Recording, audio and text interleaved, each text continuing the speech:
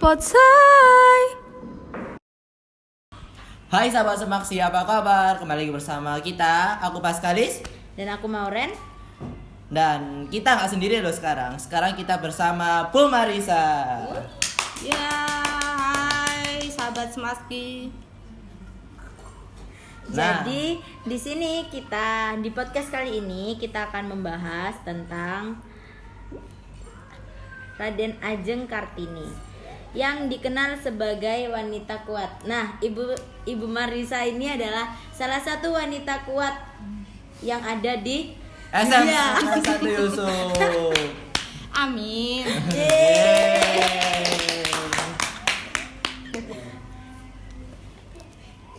Bu, kira-kira nih ya, ibu ini tuh ya apa sih menurut ibu, pandangan ibu tentang Raden Ajeng Kartini tuh? Raden Ajeng Kartini adalah orang yang berjuang untuk untuk mengutarakan, menginspirasi wanita biar setara dengan laki-laki. Jadi tidak direndahkan.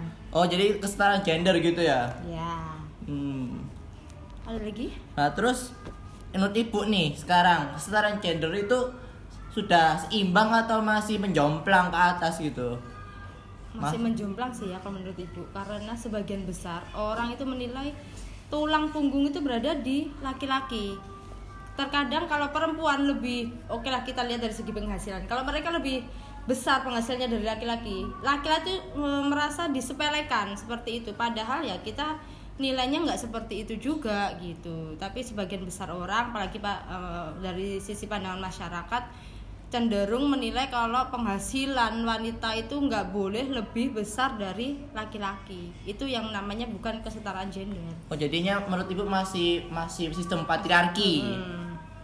Jarang ya kayak ada yang kesetaraan gender ada yang membuka pikirannya tentang kesetaraan gender di Indonesia ini. Dan bahkan ada juga yang seperti ini ya, mungkin mereka sudah berkeluarga, suami istri dua-duanya bekerja, tapi di saat di rumah sang suami berpikirnya seperti ini, oke lah, saya udah bekerja, saya udah memenuhi semuanya, dan tugas rumah tangga, istilahnya yang pekerjaan rumah atau apapun itu full perempuan yang harus mengerjakan. Padahal itu kan nggak bisa juga, karena kita sebagai wanita juga secara nggak langsung udah membantu laki-laki tersebut, membantu suami dengan cara ikut bekerja mencari nafkah untuk memenuhi keperluan keluarga. Itu kan nggak seimbang juga. Betul. Jadi terus di sini saya secara pribadi mau tanya, menurut ibu itu teladan apa sih yang bisa kita ambil dari sosok R.A. Kartini menurut ibu? Teladannya R.A. Kartini itu perempuan yang sangat luar biasa ya. Tanpa R.A. Kartini mungkin kita sebagai kaum perempuan ya Maurin, itu nggak mungkin bisa mendapatkan hak yang istilahnya bukan sama ya, hampir sama dengan laki-laki. Kalau perempuan-perempuan zaman dulu kan sepertinya habis sekolah mereka langsung terjun ke rumah tangga, yang dapur atau segala macam. Sangat sedikit, bahkan hal yang tidak mungkin kalau perempuan itu bisa bekerja atau mungkin jadi staf sebuah perusahaan atau negara kayak gitu. Tapi kalau sekarang presiden pun pernah dong kita mempunyai presiden wanita gitu. Tanpa R.A. Kartini mungkin nggak bisa semuanya itu. Misalnya nih ya Bu, kalau zaman-zaman di R.A. Kartini itu nggak ada, kira-kira kesetaraan gender sampai sekarang tuh masih aneh nggak? Atau masih bersifat patriarki kira-kira? Ya, pasti patriarki dong, karena wanita pasti direndahkan sama laki-laki. Karena mikirnya laki-laki kayak gini, lu nggak bisa makan kalau nggak ada gua, kayak gitu istilahnya, seperti itu ya. Apa sih, kayak semua kebutuhan wanita tergantung dari laki-laki. Pokoknya laki-laki bisa mengasih uang, bisa mengasih kehidupan buat perempuan, mereka beres gitu tanpa ngerti gimana yang dirasakan perempuan, inginnya seperti apa, tanpa mau mendengarkan kayak gitu. Tapi dengan adanya Ibu Kartini kan semua apa yang ingin perempuan utarakan itu bisa disampaikan melalui beliau. Tadi kan ibu menyinggung tentang pendidikan kan? Nah, apa pendapat ibu jika ada kata-kata seperti ini? wanita itu tidak pantas kuliah karena wanita itu hanya bekerja di dapur. Nggak Apa setuju pendapat dong. itu? Sangat-sangat tidak setuju. Apalagi zaman sekarang era modern ini udah 2021 loh. Ya. Nggak ada namanya wanita harus stay di rumah, diam di rumah, ngomong segala macam, nggak ada. Di rumah pun wanita bisa jualan online lewat aplikasi-aplikasi online ataupun lewat sosial medianya mereka seperti itu. Jadi nggak ada yang namanya wanita tuh hanya bergantung pada satu tumpuan yang namanya suami, itu sudah sepertinya hal yang tidak mungkin gitu. Jadi sekarang kalau ada nih orang tiba-tiba ngomong, ada yang misalnya kemarin kasus tentang pelecehan wanita itu. Nah, itu menurut ibu bagaimana? Katanya itu wanita yang salah karena pakaiannya gini, pakaiannya gitu. Kan itu kan karena si pria juga tuh. Bagaimana menurut ibu? Kira-kira. Kembali lagi ya, semuanya itu tergantung individu masing-masing nilainya dari segi yang dimana. Kita kalau mau berpakaian seksi seperti apapun, bukan hanya di Indonesia ya, di luar negeri pun juga banyak terdapat yang seperti itu, tapi tingkat pelecehan seksualnya sangat sedikit dibandingkan di Indonesia. Nah, balik lagi, penilaian laki-laki itu seperti apa menilainya? Mereka itu menilainya itu dari segi yang baik, yang menarik, atau dari segi yang mohon maaf ya agak-agak kurang ajar atau genit seperti itu. Mereka melihat perempuan pakai rok pendek pun kalau sudah pikirannya itu yang nafsu, yang buruk, ya pasti terjadi hal yang buruk juga. Tapi kalau menilainya itu pantas, oke, menarik, atau hal-hal yang wajar, ya pasti oke juga, wajar. Nggak harus semuanya itu bisa jadi saran pelecehan sih kalau menurut ibu. Sekarang banyak loh wanita-wanita yang istilahnya tertutup pakaiannya, tapi kelakuan mereka tuh lebih yang istilahnya negatif kayak gitu daripada yang pakaiannya yang mungkin ya maaf vulgar kayak gitu. Nggak bisa dinilai dari segi pakaian, itu sangat-sangat tidak bisa. Oh ya Bu, kan kita berbincang tentang Kartini toh. Kartini tuh sangat anti dengan poligami. Nah, bagaimana ibu tentang poligami tersebut? Sangat anti dong, apalagi dalam agama kita ya. Maaf, terkhusus agamanya ibu Kristen itu sangat menentang yang namanya poligami. Yang pertama, namanya keadilan itu nggak ada, istilahnya seperti itu. Apalagi dalam hal poligami, mau disamakan istilahnya uang belanjanya atau kasih sayang, itu pasti nggak ada, pasti ada tumpang tindih, ada ketidakseimbangan yang menjadikan dalam hati itu yang iri, yang sirik, atau yang kurang apa itu namanya kan nggak mungkin. Kalau adil itu nggak mungkin dalam hal poligami itu menurut ibu. Dan satu, dalam agama kita kan kalau satu dan tidak ada yang bisa diceraikan oleh manusia kecuali kalau mati kayak gitu, meninggal, itu baru kita boleh nikah lagi kayak gitu. Nah, juga kan Kartini juga banyak membuat buku-buku yang tentang menginspirasi wanita untuk kedepannya. Kira-kira sekarang sebutkan satu contoh efek dari buku Kartini tersebut yang menyebabkan ibu sekarang berada di tempat ini. Salah satu buku R.A. Kartini yang paling sangat terkenal, Dari Gelap Terbitlah Terang. Itu kan intinya dari yang kita wanita yang dianggap rendah, dianggap di bawahnya laki-laki, muncullah jadi wanita yang strong, wanita yang tegar, wanita yang bisa istilahnya menghidupi diri sendiri dan bisa mengapresiasi dirinya sendiri. Itu kan sesuatu yang sangat hebat ya kalau menurut ibu. Itu salah satu sih buku yang sangat bermanfaat dan bisa diambil hikmahnya sampai sekarang ini. Oke. Kemarin. Oh ya Bu, kira-kira nih di zaman pandemi ini kan wanita itu kan lebih banyak di rumah karena disuruh stay at home toh, dan juga banyak kasus KDRT yang namanya itu. Nah, itu ya apa sih, bagaimana sih pendapat ibu tentang itu? Apakah itu apa namanya kayak dimaklumi atau tidak harus dimaklumi, atau itu harus dilarang? Tidak dimaklumi dan sangat dilarang ya. Pria yang toksik, kita bilang zaman sekarang kan istilahnya seperti itu.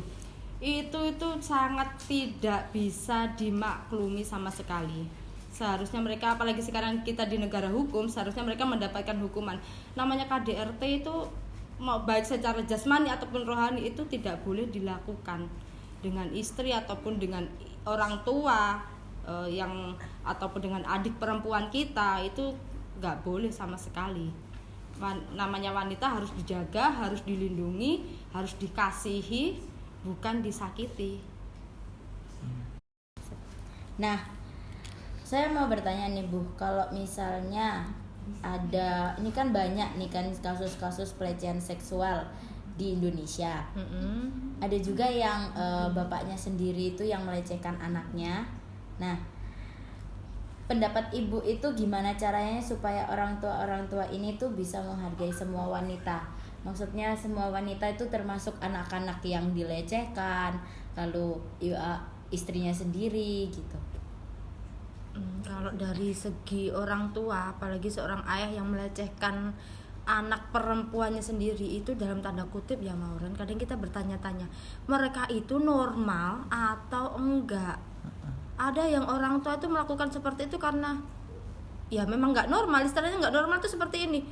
Ada yang mendalami ilmu-ilmu tertentu, ada yang mungkin pikirannya itu agak terganggu, ada tekanan juga. Tekanan itu dalam arti ada contohnya itu istrinya bekerja di luar negeri sehingga Kekurangan. ya dia tidak bisa memuaskan nafsu. Akhirnya melihat anaknya yang sudah beranjak remaja, dia kalap atau apa dan melakukan hubungan terlarang seperti itu.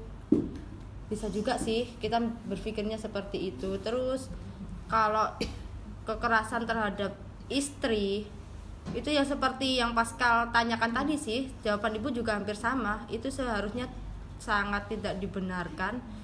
Apalagi balik lagi kita negara hukum, semuanya ada hukumnya, ada prosesnya. Jadi kalau ada siapapun itu, nggak suami ataupun orang lain yang melakukan kekerasan terhadap perempuan, itu ya harus ditindak secara hukum. Yang terbaru ini kan ada berita seorang suster yaitu di daerah mana itu? Iya, yang pakai kekerasan itu kan Bu.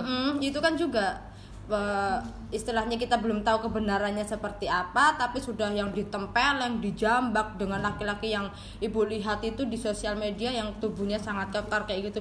Itu kan sudah termasuk apa ya? Kayak menganggap rendah perempuan, melecehkan juga. Dikiranya kita itu kaum lemah gitu, yang nggak berani berontak, nggak bisa melakukan apapun gitu. Biarpun sesalah-salahnya perempuan, tapi jangan sampai istilahnya main tangan, mukul, apalagi melakukan kekerasan baik fisik ataupun seksual ke perempuan itu sangat tidak disukai dan tidak boleh lah istilahnya. Oh ya Bu, kan tadi kan berbicara tentang kesetaraan gender ya Bu. Kira-kira nih, cewek itu bisa jadi kerja di cowok. Kira-kira cowok itu bisa jadi cewek Kak? Maksud saya itu Bu, apa yang namanya? Cowok bisa kerja Kak jadi cewek, misalnya melakukan pekerjaan rumah, melakukan mengurus anak dan lain-lain. Nah kalau cowok jadi cewek berarti transgender dong. Bukan itu Bu, pekerjaannya. Oh, kalau pekerjaannya seharusnya bisa ya. Cewek bisa jadi cowok, seharusnya cowok pun juga bisa melakukan pekerjaan perempuan. Sekarang banyak perempuan-perempuan yang istilahnya melakukan pekerjaan kasar, ada yang jadi kuli bangunan, ada yang jadi sopir truk, bahkan ada yang jadi tukang becak, juga ada yang perempuan. Beberapa itu Ibu lihat di daerah-daerah yang masih terpencil gitu ada tukang becak yang perempuan kayak gitu. Gojek pun sekarang banyak banget yang Gojek itu perempuan. Seharusnya kalau laki-laki bisa lah mengerjakan pekerjaannya perempuan, istilahnya bukan dalam segi kalau salon kayak gitu enggak ya, nanti otomatis gendernya juga bakalan ikut melihai sebagian sih. Kalau di barber sepertinya ya enggak, tapi kalau pekerjaan rumah tangga itu pekerjaan yang kelihatan ya, yang real, yang bisa bukan hanya dipelajari tapi harusnya dilakukan juga gitu. Itu hal yang sehari-hari seharusnya bisa. Jadi saling seimbang lah, membantu, saling support gitu ya Bu. saling support. Jadi suami mensupport istri juga mensupport suami. Istilahnya kalau suami pendapatannya kurang dalam segi materi, istri bisa membantu dengan ikut bekerja. Toh suami pun juga seperti itu, bisa mensupport istri saat kerepotan di rumah, nggak tahu itu mengurus anak ataupun menyelesaikan pekerjaan-pekerjaan yang lain, bahkan memasak. Banyak loh koki cowok gitu. Ada Nah, lagi? Mas tentang tadi nih. Nah, sekarang kan banyak yang tentang suami numpang ke istri. Nah, itu bagaimana Ibu menurut Ibu? Malu sih kalau ibu. Sebagai seorang laki-laki yang kodratnya itu harus menghidupi perempuan, menjaga dan melindungi, tapi itu dibalik dengan dia bersandar kepada perempuannya. Kalau ibu sih malu gitu. Seharusnya tuh ya nggak bisa. Kamu sudah dikodratkan jadi laki-laki, dikasih tubuh yang kuat, dikasih kekuatan yang lebih dari perempuan, fisiknya juga lebih kuat. Seharusnya itu harus bisa bekerja, harus bisa menafkahi keluargamu, bukan menjadi terbalik. Istri yang jadi tulang punggung itu sangat yang tidak bisa. Kecuali kalau suaminya itu dalam tanda kutip ada yang cacat atau memang Sakit. bener-bener nggak bisa bekerja, itu beda lagi kasusnya. Jadi kalau suami sehat walafiat itu Ya harus bekerja dong, nggak boleh dong harus bergantung kepada perempuan. Biarpun perempuan penghasilannya lebih besar dari suaminya loh, biarpun istri penghasilannya lebih besar dari suami, tetap suami harus bekerja, harus mencari nafkah. Itu sudah tanggung jawabnya, memberi nafkah keluarga gitu. Itu sudah tanggung jawab seorang suami. Bahkan di saat sudah bercerai, ini cerai hidup ya kita bilang ya, kebutuhan nafkah anak itu full ke suami, bukan ke perempuan ya, bukan ke ibunya ya. Bahkan ada yang cerai meninggal ya mohon maaf, itu kebutuhan anak itu bukan di istri yang ditinggalkan, bukan, itu lebih ke keluarga suami yang laki-laki, istilahnya seperti itu.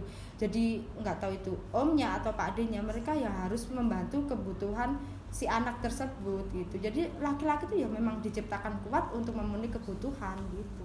Nah, menurut Ibu, ini tadi kan ngomong tentang cerai meninggal ya Bu ya. Kalau misalnya keluarga dari laki-laki ini seperti nggak peduli dengan istri yang ditinggalkan dan anak yang ditinggalkan, dan jadinya maksudnya kayak keluarga dari laki-laki ini tidak memberikan nafkah untuk anaknya ini, termasuk uang sekolah, uang baju, uang buku dan lain-lain, itu seperti gimana Bu? It's so sad ya, sangat menyedihkan ya hal seperti itu ya. Kita jadi cerita pengalaman pribadi nih. Gak apa-apa dong Bu, kan sharing-sharing. Iya gini, kalau mungkin setahun 2 tahun saat ditinggalkan mereka masih care ya, masih peduli sama kita, itu oke. Tapi kalau sudah terlalu lama pasti namanya jauh, apalagi mereka juga punya kehidupan sendiri, punya keluarga sendiri, pasti yang namanya cuek atau nggak peduli itu pasti ada gitu. Jadi ya balik lagi, kita sebagai perempuan itu gunanya kita harus kuat, gunanya kita harus bisa mencari nafkah sendiri. Karena kalau suatu saat ada istilah suami kalau nggak diambil pelakor ya diambil Tuhan, itu aja lah gitu. Mau nggak mau kita ya harus kuat gitu, kita harus bisa menghidupi diri kita sendiri, bahkan menghidupi anak kita gitu. Nggak boleh menggantungkan semuanya full sama yang namanya suami, itu nggak bisa, nggak boleh Gitu. Terus Ibu tadi juga sempat menyinggung tentang cerai yang hidup ya Bu ya, cerai hidup. Nah, kalau misalnya anaknya ini ikut ke ibu, nah tapi bapaknya ini sama sekali tidak peduli dengan biaya si anak, itu gimana menurut Ibu?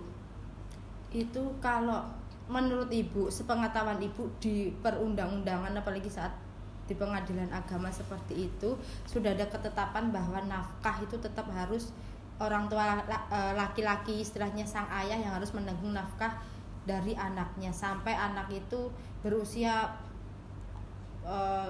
ya 20 tahun ke atas lah mungkin ya. Sudah tapi bisa cari kerja sendiri gitu ya Bu ya? Tapi hak asuh anak, kalau anak usia dari 14 tahun ke bawah itu memang full ke ibu. Jadi ya sebagai orang tua laki-laki ya harus bertanggung jawab, harus mau menafkahi anaknya. Kalau yang benar-benar lepas tanggung jawab, berarti ya memang dari awal tanggung jawabnya dia itu kurang, gitu aja. Makanya kita balik lagi, harus strong, harus kuat, jadi orang tua tunggal, single parent, apalagi perempuan gitu. Wih, kita beri tepuk tangan untuk Bu Marisa yang single parent. Ini juga di sosial media nih Bu, banyak banget itu yang bilang kalau wanita itu selalu benar. Nah, menurut Ibu wanita selalu benar ini itu gimana? Bukan wanita selalu benar ya, tapi wanita selalu membenarkan diri lebih tepatnya. Balik lagi, wanita itu banyak ya, bukannya pintar ngomong, tapi selalu banyak alasan untuk membenarkan diri secara nggak langsung, tapi ada juga wanita yang benar-benar menyadari kesalahannya kalau memang dia benar-benar salah.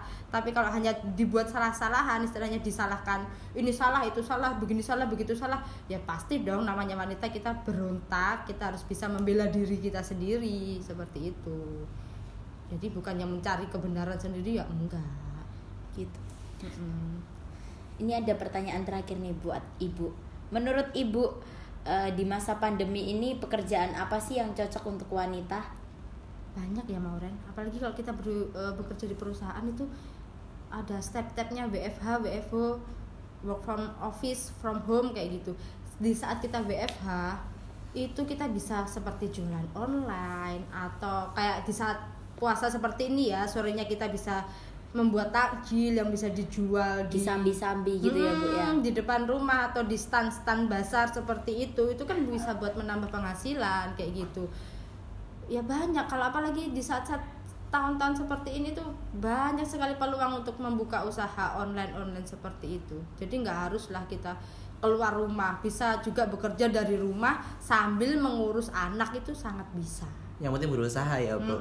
Jangan menyerah, yang penting berusaha, jangan menyerah, dan jangan pernah menggantungkan hidup tergantung pada siapapun. Cukup sama Tuhan dan kekuatan diri kita sendiri, sudah cukup.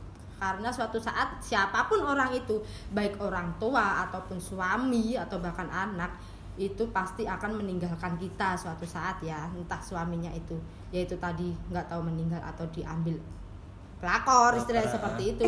Anak pun juga kalau mereka sudah punya kehidupan sendiri-sendiri, sudah menikah atau apa seperti itu, juga pasti jauh dari orang tuanya. Jadi mau nggak mau kita harus bisa hidup sendiri gitu. Kalau dari keluarga juga mereka punya kehidupan sendiri, mereka punya anak istilahnya harus dinafkahi. Jadi kita nggak bisa tergantung sama siapapun gitu, kecuali sama Tuhan. Tuhan itu selalu saat kita down, saat kita jatuh, ya kita mintanya sama siapa? Sama Tuhan gitu. Dengan cara apa?